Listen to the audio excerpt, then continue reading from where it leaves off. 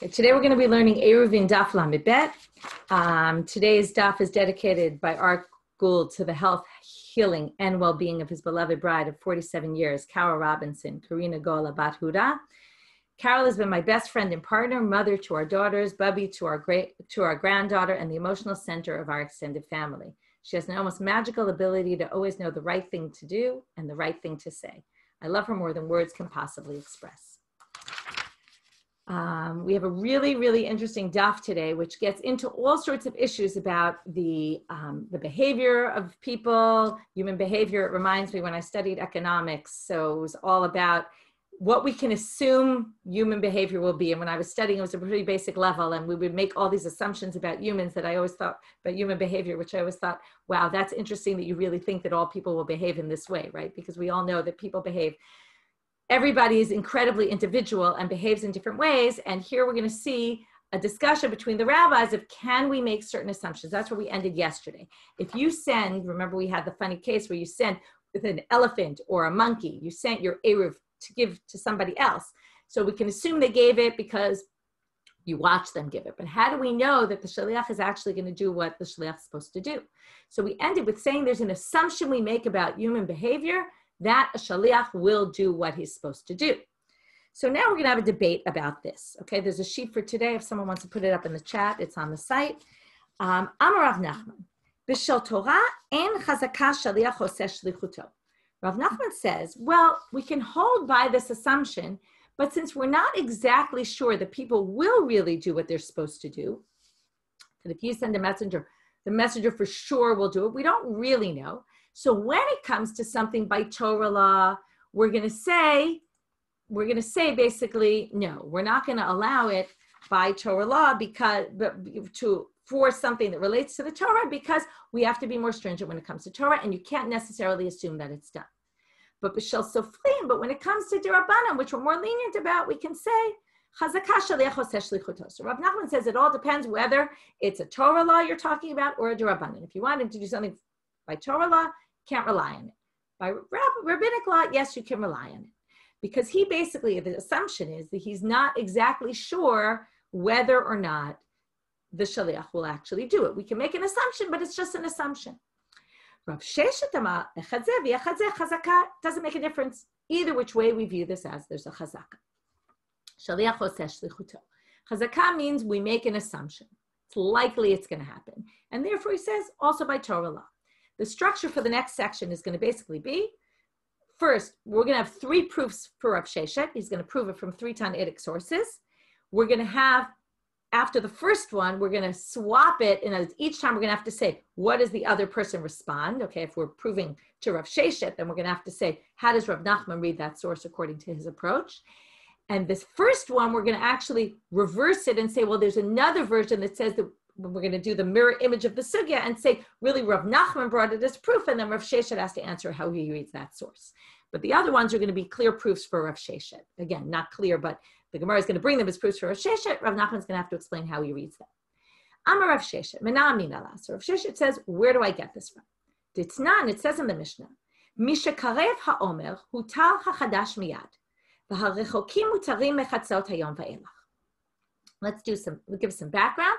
There's something called the Korban Omer. This was the sacrifice they brought on the first day after Pesach, right? So they would bring a sacrifice, and that would allow the new crop to be eaten. Until then, you can't eat chadash. You can't eat anything from the new crop until the Omer sacrifice is brought. And they brought it sometime in the morning on the 16th of Nisan. So once it's sacrificed, then you're allowed to eat chadash. However, they say, what if most people aren't right near the Beit HaMikdash? They're in their house. They don't know what's going on. This is, by the way, very similar to Rosh Hashanah. In the days when they decided when the first day of the month was going to be, all the other holidays we had time to get some information about. That's why all the other holidays are only one day in Israel. But Rosh Hashanah, it took a while for the word to get around. Only in the Beit HaMikdash they knew when, right, because they determined it in the Sanhedrin that was sat in the Beit HaMikdash, in the temple, they knew when Rosh Hashanah was, but everybody far away didn't know, and that's why Rosh Hashanah ends up becoming 2 days, also because maybe if they determined it in the afternoon. Anyway, whole sugya there, we'll get to that later, but thought I'd bring it up because it's relevant. So Mishakareva Omer Utar Chadash Miyad, V'harichokim, anyone living far away, Mutarim Mechatzot Hayom Ve'elach. They can assume that from midday it must be done, and therefore they can start eating midday. What do you see here? It's a Hadoraita halacha, it's a Torah law. It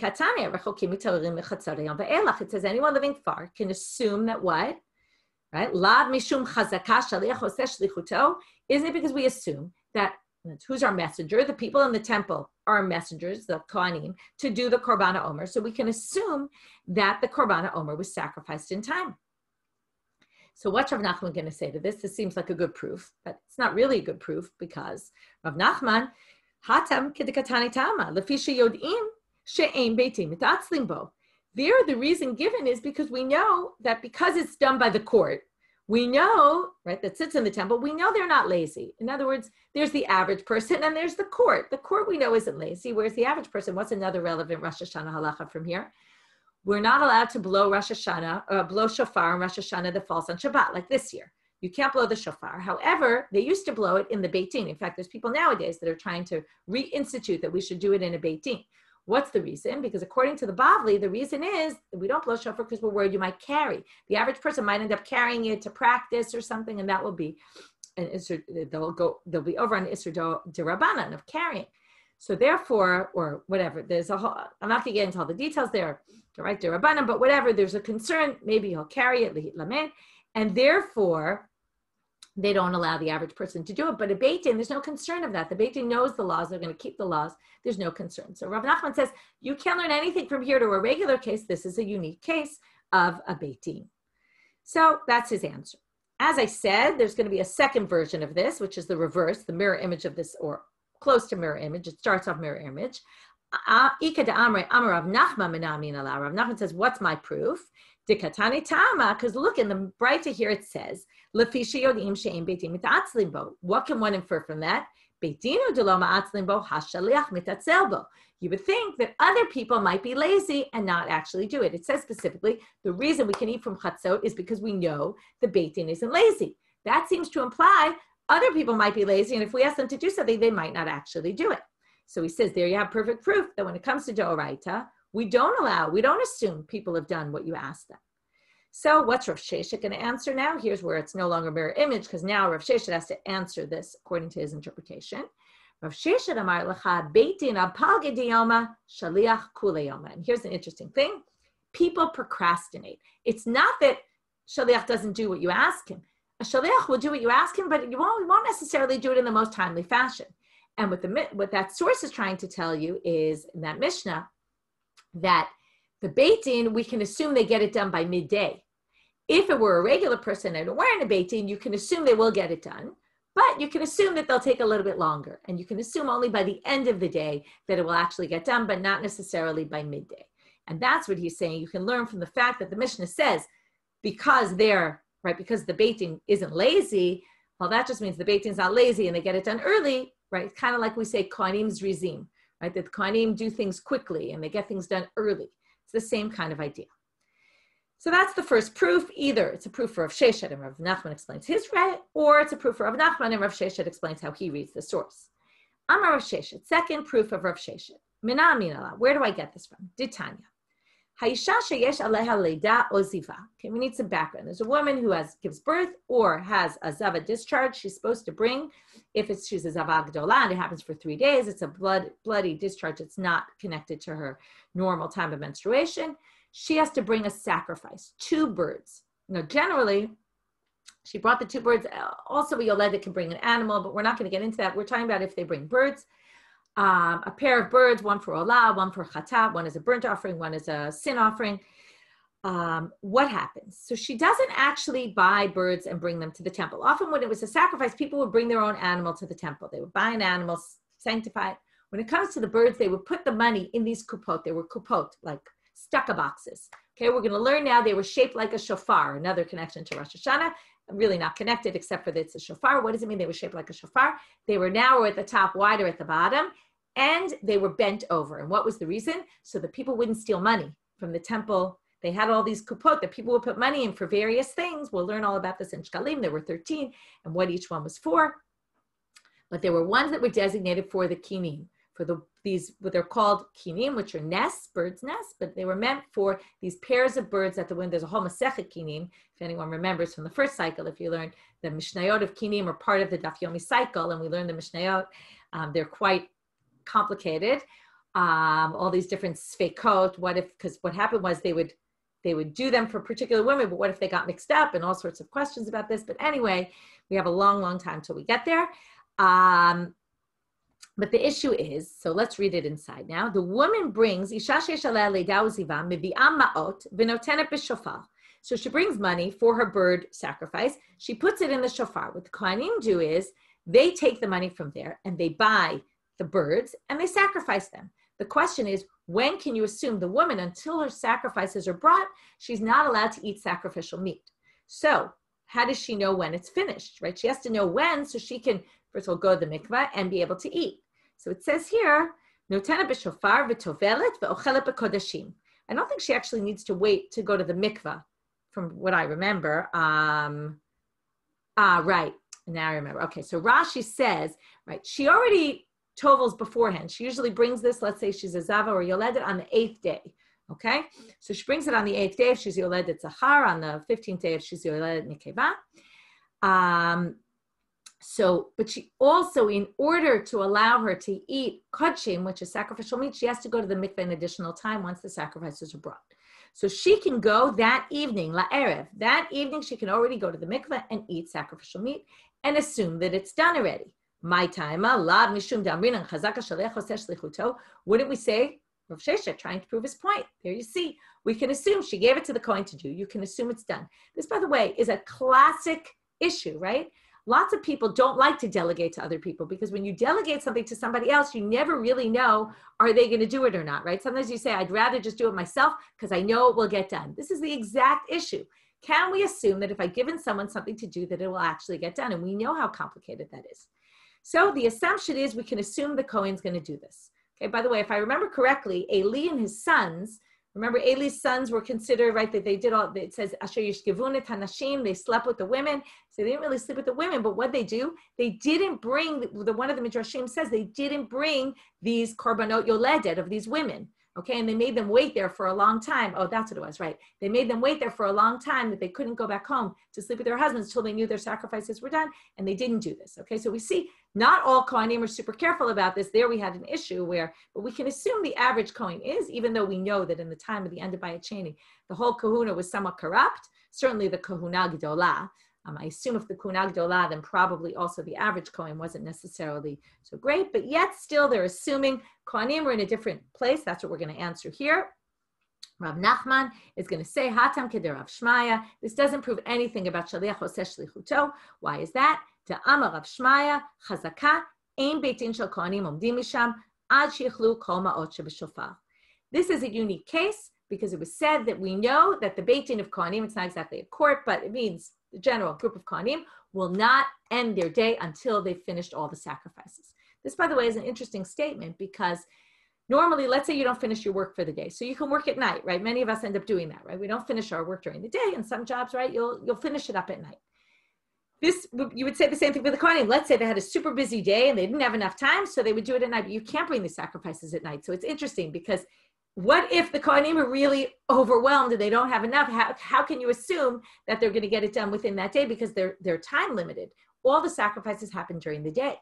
So it's an interesting assumption that we can make that they don't, Ein Omdim Misham sounds like they don't stop their work until everything's done. But what if it took them, and I guess the assumption is that they didn't ever have that much of an overload, that it was something that they wouldn't finish that day, and they basically would make sure to finish all their work before the day was over. You'd have to say that, otherwise it doesn't make sense.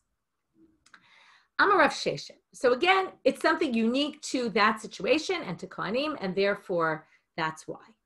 Next. Amar Rav Sheshet, Mina Minala, third proof, Ditanya. It says on the Braita.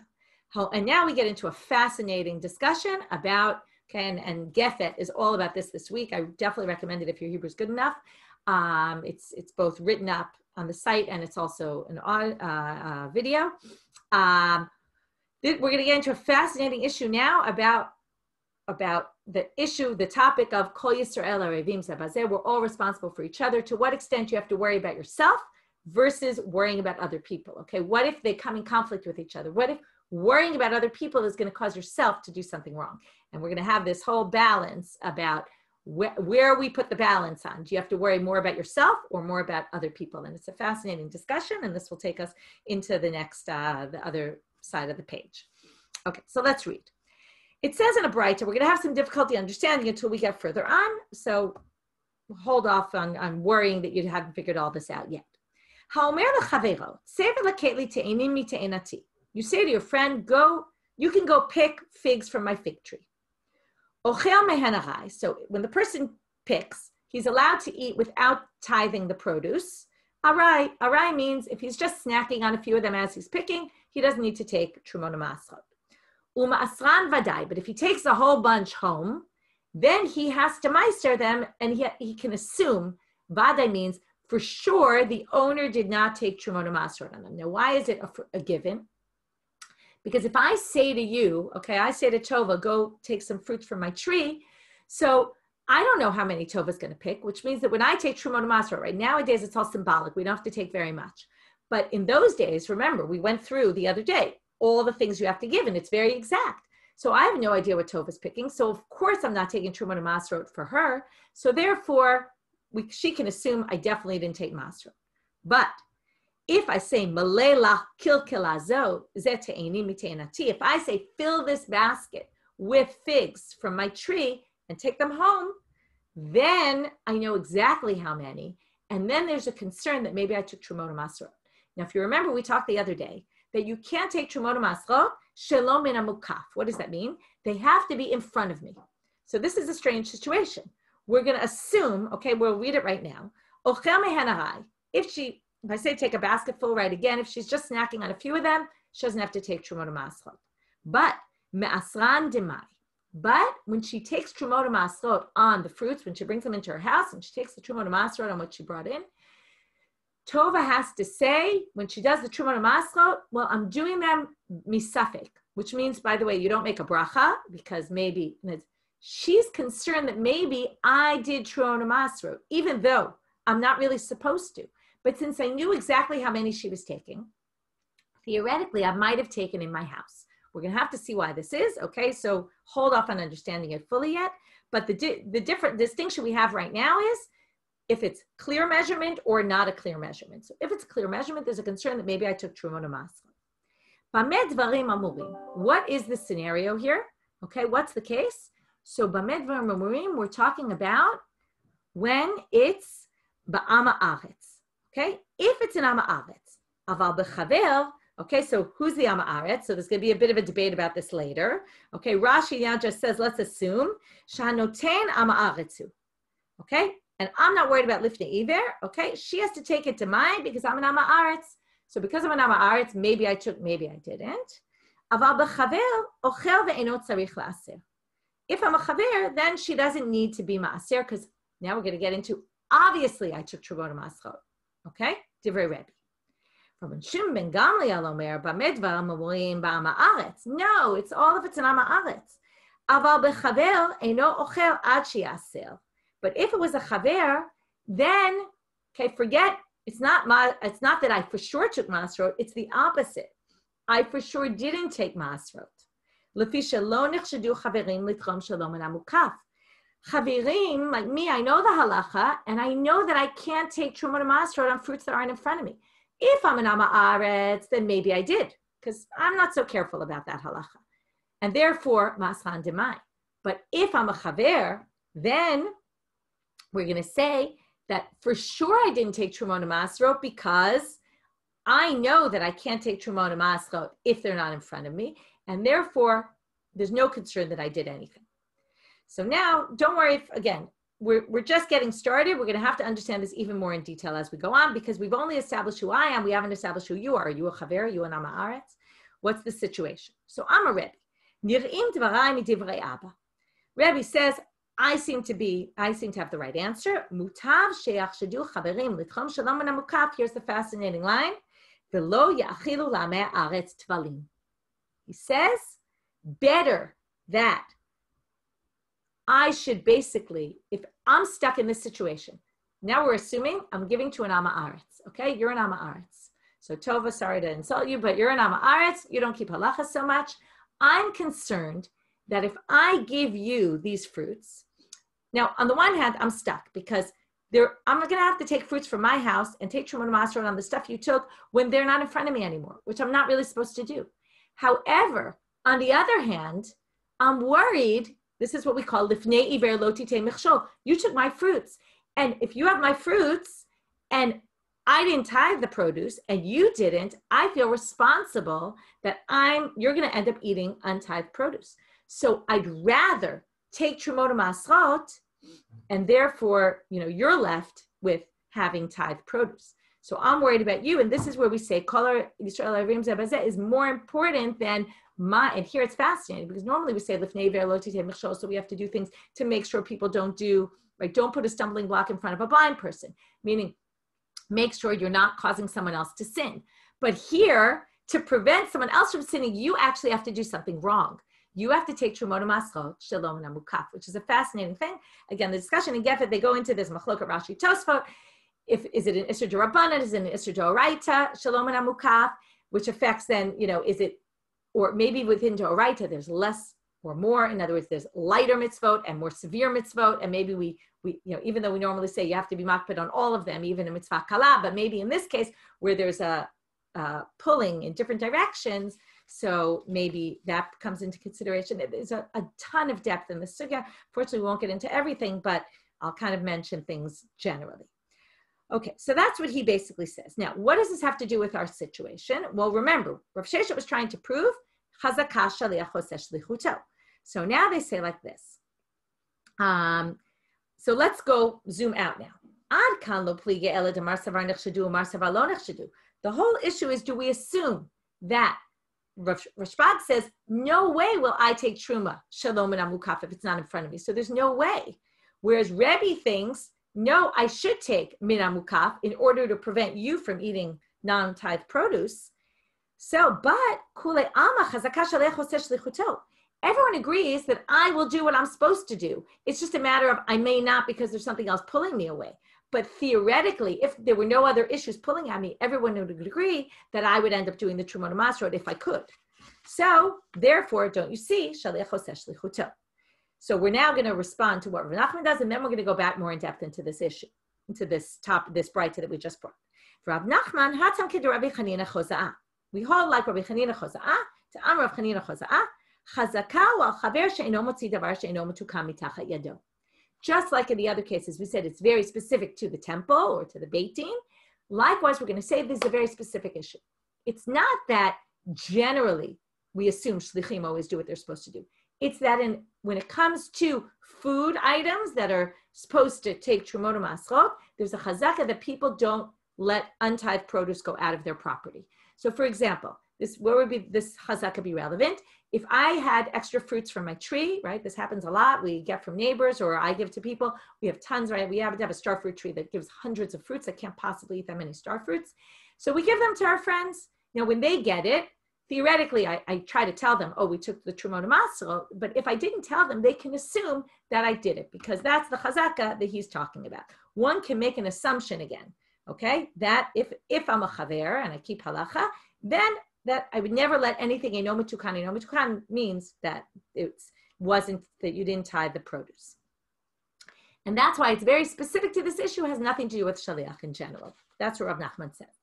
Now we're going to go more in depth and try to understand who's who here. What kind of person am I? What kind of person is Tova? Okay, I'm using you as my example, Tova. We're going to go back and forth now and try to understand. Amar. That's just a quote. Okay, right. So now we're saying this is only that we're going to assume the produce is demai, right? If I was a chaver, what did Rebbe say? We can assume that I took the Trumot Masrot and that you don't have to do anything. Aval b'chaver, right? Ochel ve'eno tzarich la'aser. So, Hay Ama'aretz teka'amar le'leman. So now we're going to say, if I was an Ama'aretz and I gave it to Tova, right? The other case was I'm an Ama'aretz. That's what we said the Mishnah is talking about. It's a Breita, right? So the Breita is saying, I'm an Ama'aretz. I gave it to you. You have to assume that maybe I didn't take Trumot Masrot and you have to do it. Leman, who am I giving it to? Ilema, who are you, Tova? Ilema lama aretz, if you're an ama aretz, chavre, like you're one of my ama aretz chevra people, okay, you're one of my friends who are ama aretz, maschan demai mitziet, you're also an ama aretz. You don't really care about Shemona Masrot. So what the halacha is telling you, right? The halacha in general, I mean, ama aretz are to me always supposed to take Shemona Masrot. In other words, you're not going to necessarily listen. You're also an ama aretz, and it's always safek whether you took or not. Ella, so it must be ba'amaret to ka'amar leil chaver. But if we say that I'm an amaretz and you're a chaver and I gave it to you, well, there's a bit of a problem with saying that. Why is that? Ema seifa, it says later on in the Braita, nir im dvarai. Remember, Rebbe says nir im dvarai mi divrei Abba. Why? Mutar she'achshadu chaverin shelo litchom an amukaf va'al ya'achilu lamei haaretz tvalim. Remember, before I said the whole concern is, right, that maybe I'll feed an ama aretz tevel in the version that I'm a chaver. I want to make sure that you don't eat untithed produce. So you're an ama aretz. You're the ama aretz also. So how do we say this? So ma bayatam, right? So ama ravina, he's going to say, there's two different cases here. Reisha ba'ama aretz shamar lechaver. The first part is talking about the ama aretz that said to a chaver. In other words, when we said the case is I'm an ama aretz, I gave it to a chaver. That's why you have to treat it as demai. That's the reisha. And then the seifa, when Rebbe says, by the way, I did this wrong on the sheet. I'll fix it before I put it back up online. But the reisha and the seifa, I thought maybe I was doing this wrong. The reisha is when we say it's demai, because then we have to assume I'm an ama aretz, you're a chaver. So you have to treat it as if it's demai. That part is ama aretz and you're a chaver. But the seifa, when Rebbe says, right, that in the case where he talks about, he says, remember, we're going to assume that I did it vadai in a different case, right? That's in the case where I'm a chaver and you're an ama aretz, okay? But now, what are we going to say here? Seifa b'chaver shamar l'ama aretz. Now, what's the issue though? You're not going to, if you're an ama aretz, you don't care. However, what's the case? We're now going to have to add that there's a third person in the picture. The chaver acher shom'o. You gave it to Medina, okay? So now Medina's, so I'm the chaver, you're the ama aretz. So the assumption is, according to Rebbe, I'm going to take Trumot Masrot, even though it's not in front of me, because I'm worried, Tova, that you're going to eat them without taking Trumot Masrot. But Medina, who's a chaver, you now give some of the fruits that you picked to Medina. So now the issue, that's how we get a chaver in the picture. So chaver acher shom'o, you're in the picture, you see. So now the question is, can she assume that I took Trumot Masrot or not? So Rebbe Savar, Oto Chaver Ochel ve'eno tzarich la'aser. Okay, the whole thing is you have to do Masrot is obviously not talking to an ama aretz who's not careful anyway. So it must be that there's a third party here, and that's Medina. So she's a chavera, and therefore she doesn't need to take Masrot because she can assume, according to Rebbe, devadai isurei ma'aser, because clearly I took Masrot. Right? The first chaver, remember, we're now saying there must be a third person here, and that's the one that we're talking about. Okay, right. So the question, obviously, of who's an ama aretz, who's a chaver, becomes very complicated. How we know? I think there's some sort of assumption, and whether this was true or not, it probably wasn't true. But the halacha is based on the fact, or the discussion is based on the fact that it was known. There were groups of people that they knew that they kept halacha, and the chaverim were usually the talmidei chachamim and people who are very careful, as opposed to other people that maybe live out more in the fields and they're not so knowledgeable, and those are the people that we're more concerned about. Okay, it's not always 100% clear. And obviously, right, so Medina, you ask, how would you know where it's coming from originally? So that's why it says, chaver acher shom'o. You heard me say to Tova, go pick fruits from my tree. So you knew that she was picking from my tree, and therefore, according to Rebbe, you can assume that I took care of it because I was giving it to Tova, and I know that Tova's not so careful, so I'm going to worry about her. Okay, right? It's this fascinating approach that, I'm responsible for Tova's, religious keeping. Like I have to be, again, we're talking about a situation where I gave her the fruits. So really, that's why it's called Lifnei Iver Lo Titei Michshol. I can't put a stumbling block before it's my fruits. So I have to take care of my fruits, even though theoretically, I am basically I'm basically doing something wrong. I am doing it shalom and amukaf, which I'm not supposed to do, right? And then comes in the discussion between the Mefarshim. Is that an Isur Doraita? Is it a Darabanan, right? Is it an Isur Kala? Is it an Isur? But it's basically saying, I'm doing something lighter that's wrong, in order to enable you not to do something wrong, which is a fascinating idea. Okay, about the judgmental aspect, this actually, you can say it goes back with yesterday. I don't think it's judgmental. It's they categorize people into boxes, right? This is the whole thing about the chiresh and the shoten, right? As if, oh, this is one category, you're all in that category, even though it's clear that not everybody who's a little bit hard of hearing would fall into that category, or, there's a wide range within those issues. There's a wide range within these issues. This was kind of the way the rabbis spoke, okay? Who they judged to be, and who they determined is a good question, and how they determined it. We don't really know how they lived and what the communities were like and how many people were careful about halacha, how many people weren't, and we don't really know what it was like in those days. Okay, nowadays it's a lot more difficult to know who's an Am Haaretz, who's a chaver, and again, everybody's careful about different halachot, so it's really complicated to know. If you remember, the whole thing with the Am Haaretz is we're concerned that he's not going to take Truma Masrot because he doesn't want to waste his financial, he doesn't want to, it's a financial decision that he's doing. It's not worth it enough for him, right? He's not so careful about it because he wants to save his possessions. Again, who would be judged as that is a very good question. But we kind of have to leave that aside as the rabbis tried to come up with groups, whether practically speaking on the street, it actually worked that way. And, they said, oh, you're a chaver, you're an Am Haaretz. Hard to say exactly how this worked out, practically speaking, right? There's a lot of things in the Gemara, they're theoretical, that's not so clear how practically it played itself out. Okay, Rabban Shimon ben Gamliel, let's continue with him. So now again, I'm the chaver, I give it to Tova to pick, she's an Am Haaretz, Medina comes along and takes some, right? Tova gives some to Medina. So what does Rashbag say? Lo yochal ad she'aser. Medina, you have to take Trumot Masra. Why? For sure, not suffix. Because it's clear that there's no way I would take Trumot Masrot on fruits that weren't in front of me, because that's a serious thing, and there's no way that would happen. Okay, so that's the machloka between them. Va'amar le Rebbe, and then comes in Rebbe. We're trying to now read all of this according to this reading. Mutav she'achshadu chaverim litchom shalom amukaf va'al yachilu amei haaretz tfalim.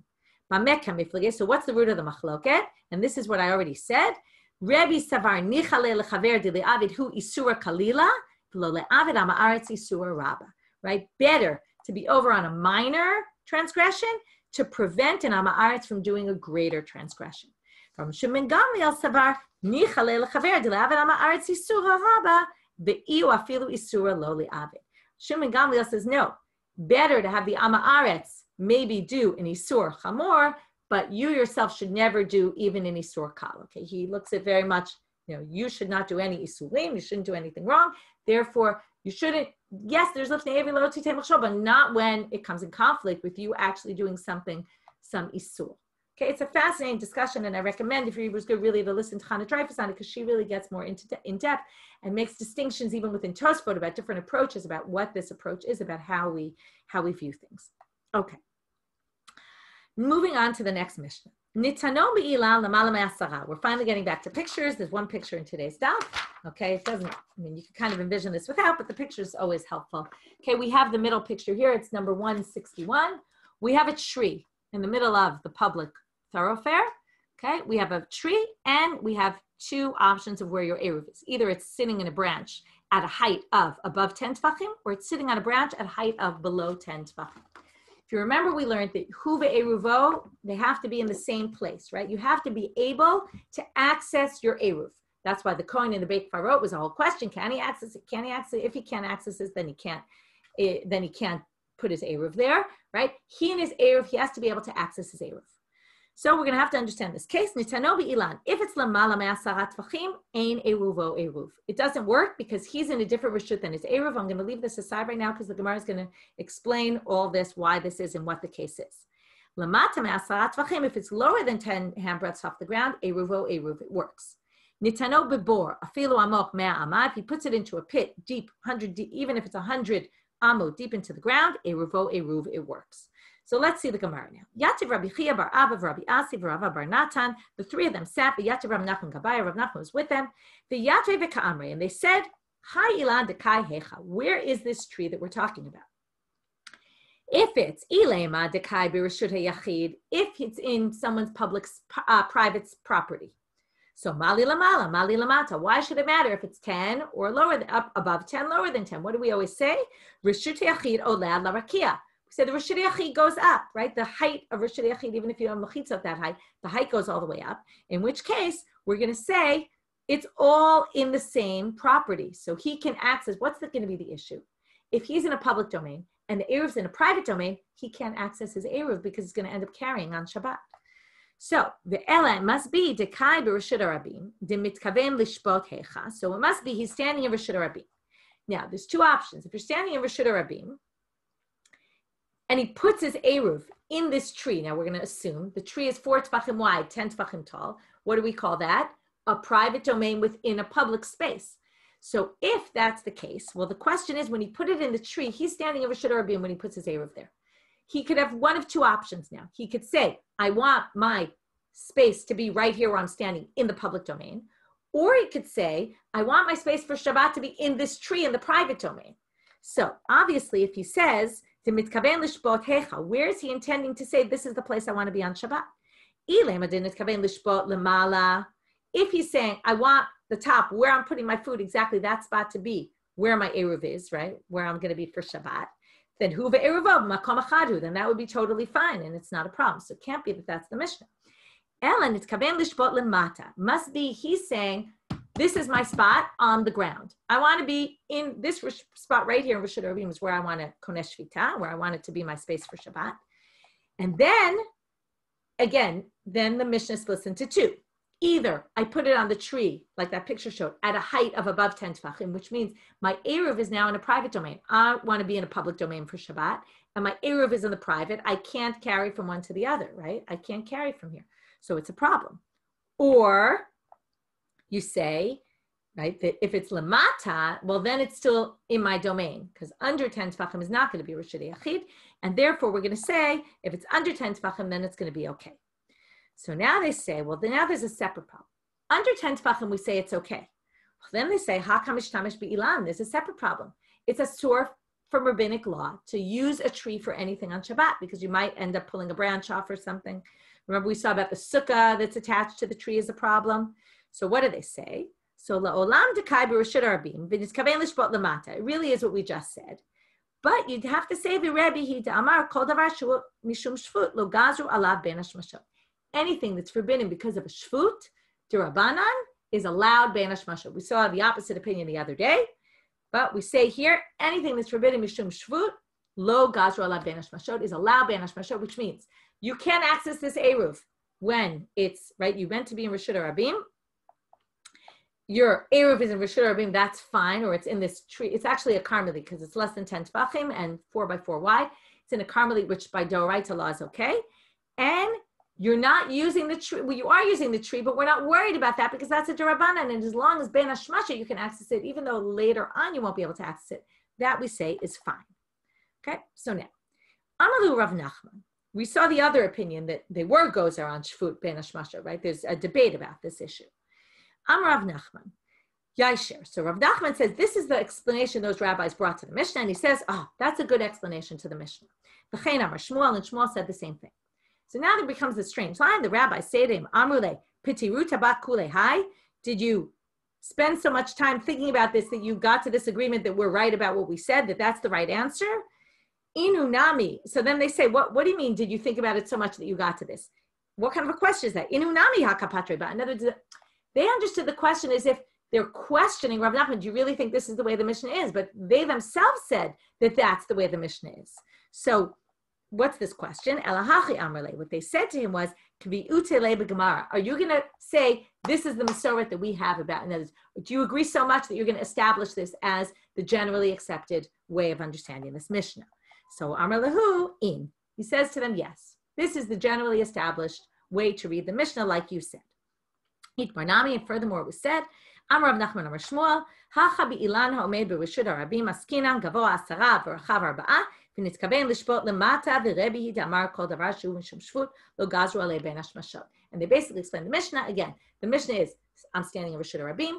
The tree, I put it in lower than 10 tefachim. That's considered still ani ve'eruvi. We're in the same space. And then we're going to have to say, like Rebbe, that since it's in a tree, we're not worried I'm going to use the tree because we're not worried about any isurei or Rabbanan during ben hashmashot. We don't have to worry about that. Okay, last thing for today. Rava adds this very interesting thing. Like I said, today's stuff is full of very interesting assumptions and ways of seeing things that you might not have thought before. Here he comes and he says that by Eruv Tchumim, we now have something new, which is if you have a city, and then there's the outskirts of the city, and assuming the city has a wall, it seems like, the whole city, we're going to say for purposes of Eruv Tchumim, and this is why we say you can walk 2,000 amma not from your house, but from outside your city, and even outside the walls, within 70 and 2/3 amma, which is what we said, if you put a borganim every 70 and 2/3 amma away, it's still considered within the city. That's called the ibura of the ear. It's right from the word, pregnant, right? The way the city juts out and it's still part of the city. All that space we're going to view to a certain extent as a private domain, okay? Now remember, private domain goes up all the way up. So comes Rav and he says, I'm narrowing this Mishnah. Lo shanu ela bi'ilan ha'omeg chutz li'ibura shel ir. We're only talking about a tree that's outside the city limits and even the extra part of the city. Why? Aval ilan ha'omeg b'toch ibura shel ir afilu lamala me'asara, even if it's higher than 10. Harei ze eruv. Why? Now you have to be careful. This is only for the purposes of Eruv Tchumin and not for carrying in general. When it comes to carrying, we learned all those laws in Shabbat. This isn't going to change that. Above 10 tefachim is a makom p'tur. Remember, in the middle of Rishut Rabim, and if it's Rishut, all that is true for carrying. But when it comes to Eruv Tchumin, we're going to see demata keman demal yadami. Since the city has walls, or even, I'm not even sure, it could be even without walls, we view the whole city as one big unit for the purposes of Eruv Tchumin, as we do, right? Like I said, we don't count 2,000 amma from my house. We count it from the city limits. So we're going to say basically it's all viewed as if it's all one private domain for this purpose. If that's the case, above 10 tefachim shouldn't make any difference. So if it's in this tree at the height of 10 tefachim, which we said is no good, that's not within the city or even within the ibura of the city. And then he says, right, so therefore it would only be outside the city. So now comes a question. Well, once you're saying that it all depends if we call it Rishut Yachid, well, now here comes an interesting thing. He says, even anywhere, let's say I'm in the middle of nowhere and I put down this Eruv, even there, okay, by the way, when we mean the city, we don't mean his own city. If it was his own city, he wouldn't need the Eruv to be there. It would be, he put it in the next door city, right? So he could walk from the next door city, 2,000 amma. So now we're going to say, if I put down my Eruv, wherever I put my Eruv, I'm in the middle of nowhere, not in the city, not in the ibura of the city. I'm sitting in a random spot. I put down my Eruv. What do we say? Okay, so let's read. Hanotein kevan da'amarava, hanotein eruvo yesh lo arba amot. The 4 amot of space around me is considered my space, which means that theoretically, I create a Rishut Yachid in this space, which means that 4 amot around me goes up to the heavens, which means if I'm saying my space is right next to this tree, and that's where I want to be for Shabbat, doesn't matter if I'm in a city or not, that space becomes a private domain, which means it goes up to the heavens. So if you're saying the city is a private domain, also my own space is a private domain, which means it should never matter if it's above 10 tefachim. So what does he say? We're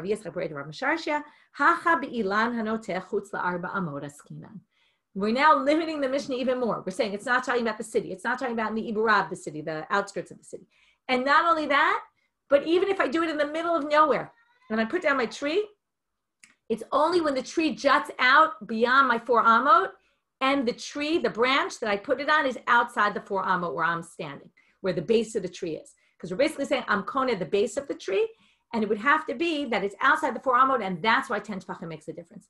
But if it's within my 4 amot where the tree goes up and I put it in that space, then we're going to say it's a Rishut Yachid and it goes up to the heavens, and that's fine.